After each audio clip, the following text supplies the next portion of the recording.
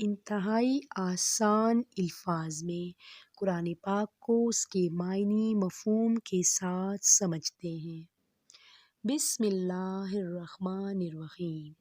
شروع اللہ کے نام سے جو نہایت مہربان رحم کرنے والا ہے۔ الحمد للہ رب العالمین۔ تمام ہم تعریفیں للہ اللہ ہی کے لیے ہیں۔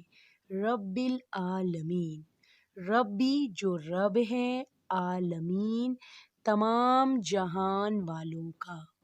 تمام تعریفیں اللہ ہی کے لیے ہیں جو رب ہے تمام جہان والوں کا۔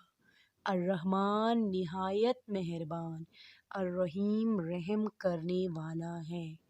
مالکی یوم الدین، مالک ہے یوم الدین قیامت کے دن کا۔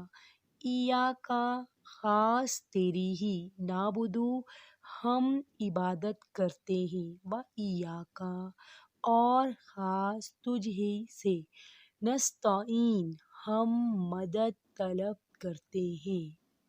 اہدنا الصراط المستقیم، اہدنا دکھا ہمیں، صراط راستہ، مستقیم سیدھا، دکھا ہمیں سیدھا راستہ۔ اہدنا الصراط المستقیم، صراط الذین انعمت علیہم غیر المغضوب علیہم ولا الضالین۔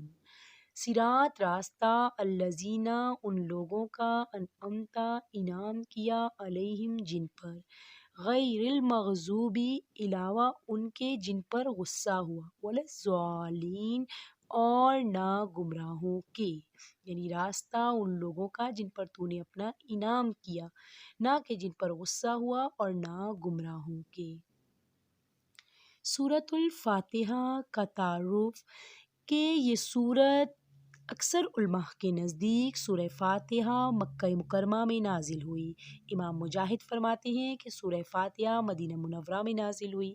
ایک قول یہ ہے کہ سورہ فاتحہ 2 مرتبہ نازل ہوئی، ایک مرتبہ مکہ میں اور دوسری مرتبہ مدینہ منورہ میں، یعنی کہ اس کے نزول کے بارے میں اس طرح احادیث میں ہمیں تفصیل سے ذکر ملتا ہے۔ سورہ فاتحہ کی خصوصیات، اس کی اہمیت، اس کے فضائل مختلف احادیث میں مختلف مقامات پر مختلف الفاظ میں بیان ہوتے ہیں۔ حضرت ابو سعید بن معلیٰ رضی اللہ تعالیٰ عنہ فرماتے ہیں، میں نماز پڑھ رہا تھا تو مجھے نبی کریم صلی اللہ علیہ وآلہ وسلم نے بلایا، لیکن میں نے جواب نہ دیا۔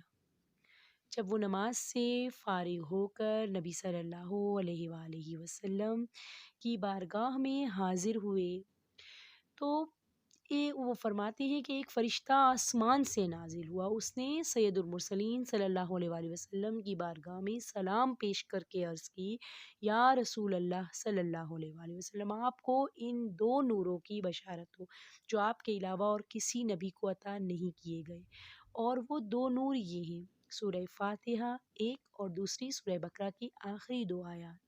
تو اس طرح ہمیں اپنی روزمرہ زندگی میں یہ 2 چیزیں ایسی ملی کہ جن کو پڑھ کر ہم اس کے برکات، اس کی ثمرات کو انشاءاللہ ضرور حاصل کر سکتے ہیں۔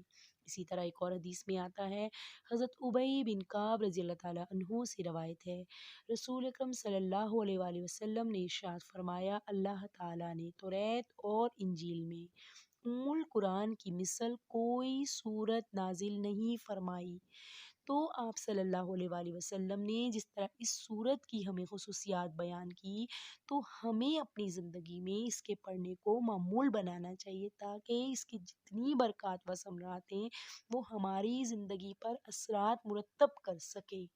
ان احادیث کو پڑھنے کے فوائد ہمیں حاصل ہوں کہ ایک اور حدیث میں حضرت عبد الملک بن عمیر رضی اللہ تعالیٰ عنہ سے روایت ہے کہ نبی کریم صلی اللہ علیہ وآلہ وسلم نے ارشاد فرمایا، سورۃ الفاتحہ ہر مرض کے لیے شفا ہے۔ ان احادیث کی روشنی میں ہمیں اپنی زندگی میں سورہ فاتحہ کو پڑھنے کے فوائد، برکات، ثمرات، تمام سمجھ میں آتے ہیں کہ اس کی کتنی بڑی فضیلت بیان کی گئی ہے۔